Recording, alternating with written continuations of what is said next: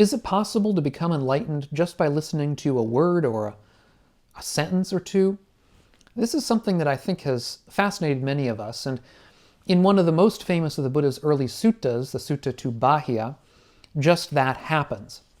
So in today's video, what I want to do is discuss that sutta, what the Buddha had to say to Bāhiya, and what it really means, because it's kind of enigmatic. So if you're new to this channel of mine and interested in living a wiser and a kinder and a calmer life, consider subscribing to the channel. And click the bell down below if you want to receive notifications when I come out with new videos. And if you're interested, I have a new book out.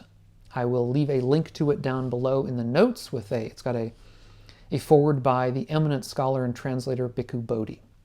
So one of the most famous and enigmatic Dharma talks that the Buddha ever gave, he gave to a wanderer from another sect, it's not even clear which other sect, a wanderer named Bāhiya of the bark cloth. He's called Bāhiya of the bark cloth because he wore clothing made out of bark, which was a form of ascetic practice. Obviously, bark is not very comfortable. So he was an ascetic of some kind. And he came from afar. We'll discuss that. But the Buddha gave an enigmatic kind of instruction to Bāhiya, after which Bāhiya is said to have become enlightened. Now, what the Buddha said is something, as I say, difficult to interpret. And many people look at it and try to give it their own interpretation. That's only human. But I think not many people realize that exactly the same Dharma talk was given in a different passage, in a different sutta in the early tradition, in which it's described. It's actually gone over in some detail, where the Buddha and another monastic discuss what it means. And so I think it's to our benefit to look at this other instruction as well alongside the Bāhiya instruction to try to figure out what it is that led Bāhiya to Nirvana, to enlightenment. And it seems that this particular Dharma talk was of some importance to the early Sangha because discussions of it are repeated in several places in the early texts, including in the Theragatha, which are the poems of the early Buddhist monastics. So the fact that this is repeated in several places leads at least me to believe that it was important, that many people felt that it was worth repeating, as it were, and that perhaps the Buddha even repeated it himself in different places at different times. So in any event, Bāhiya was an ascetic, off by himself, and it's said, believed that he was enlightened. He had practiced for any number of years. He believed that he'd become enlightened. And then he heard somehow, or came to understand somehow, that he was not. That in fact that he had fallen short of his goal. And so he appears to have been surprised and came to know that the person he could talk to was the Buddha. The Buddha would help him reach that next stage that he was looking to reach. So Bāhiya was a long way away and spent a long time in travel to meet the Buddha. And it's said that when he met the Buddha, finally, after a long period of travel, the Buddha was on alms round. Now, the Buddha and his monastics every morning would go on what's called alms round. That is to say, they would walk from house to house in the nearby town begging for food. That was how they would get fed.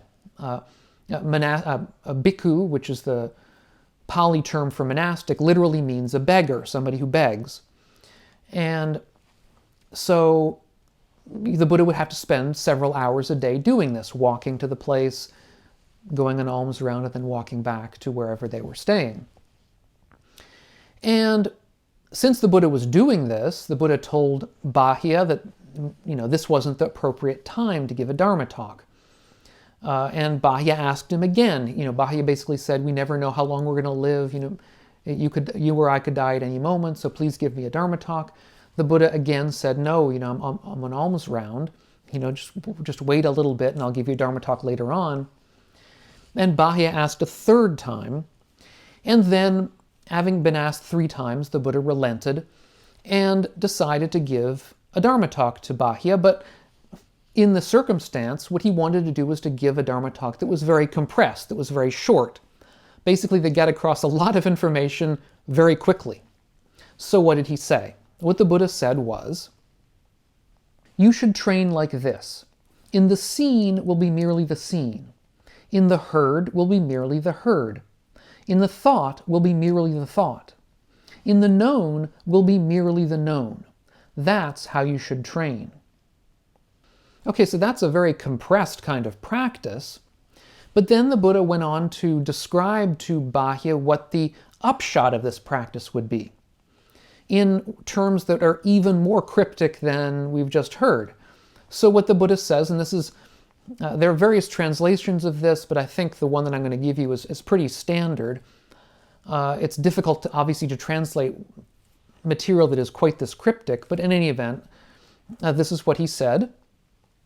When you've trained in this way, you won't be by that. When you're not by that, you won't be in that. When you're not in that, you won't be here nor beyond nor in between the two. Just this is the end of suffering.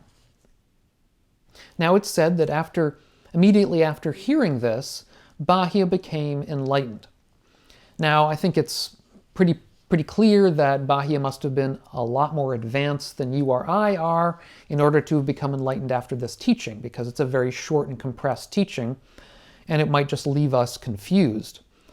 But nevertheless, we have to ask, out of our confusion, what does it mean to say, in the seen there's only the seen? And what does it mean to say that you won't be in that, or you won't be by that? I mean, these are expressions that seem very, very confusing to us, or may, at least to you, and certainly they did to me the first time I heard them. And indeed, in another sutta, the Buddha gives precisely the same instructions to a monastic named Māluṅkyaputta. And in that sutta, the Buddha and Māluṅkyaputta go on to discuss what all this means. So when we're discussing the issue of in the seen, let there only be the seen, the Buddha talks about it this way.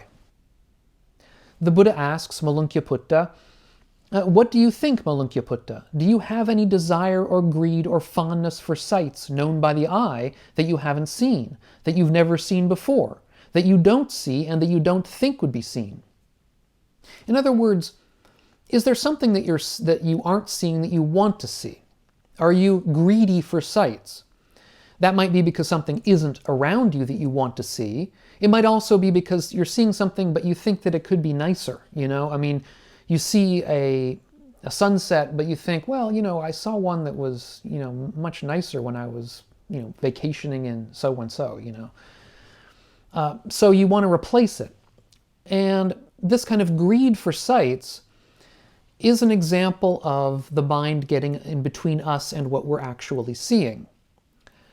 And the Buddha asks Māluṅkyaputta about this with respect to all of his various senses. So not just sight, but obviously sound. I mean, are there sounds that you're thinking about? Are smells or tastes? We might be eating something for lunch and think how the other lunch we had the day before was better, or, if I just added this to the sauce, it would taste better today, that kind of thing.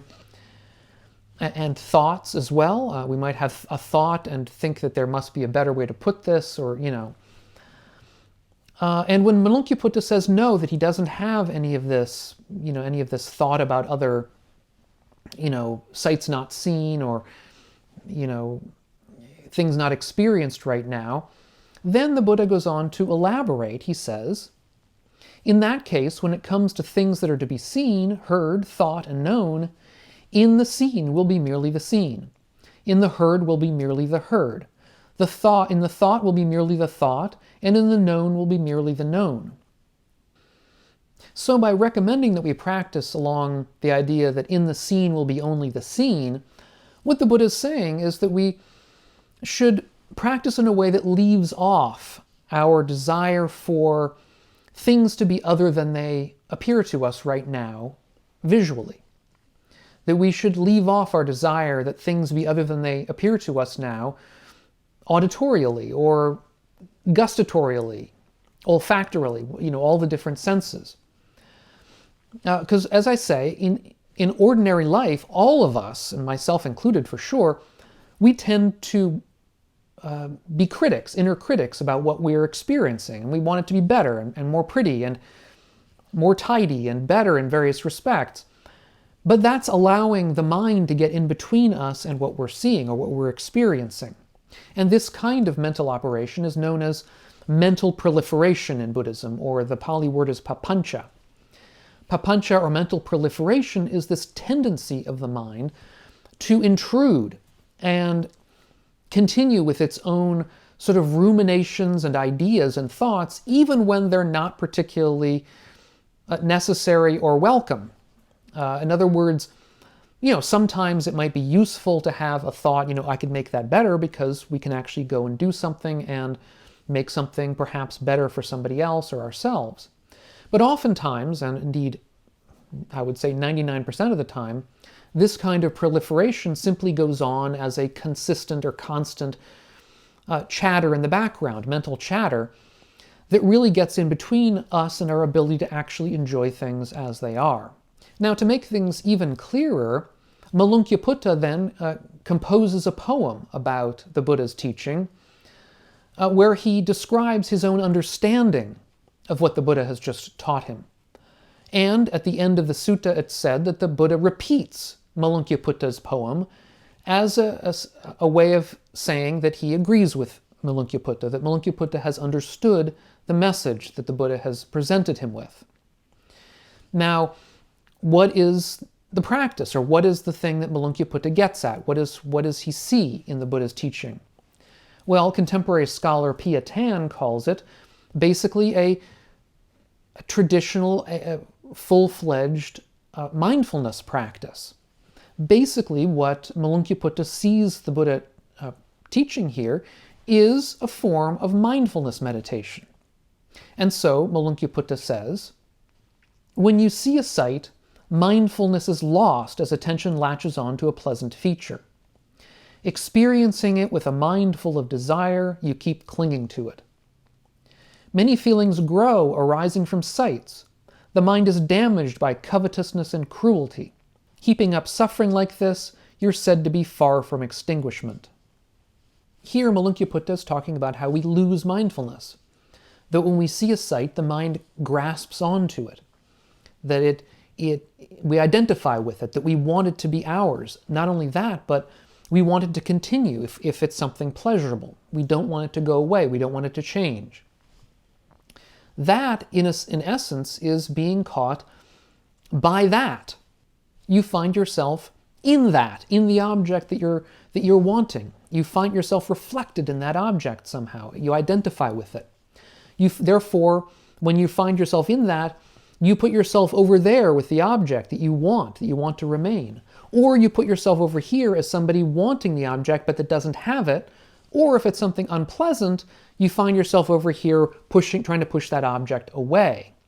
Or you find yourself somewhere in between.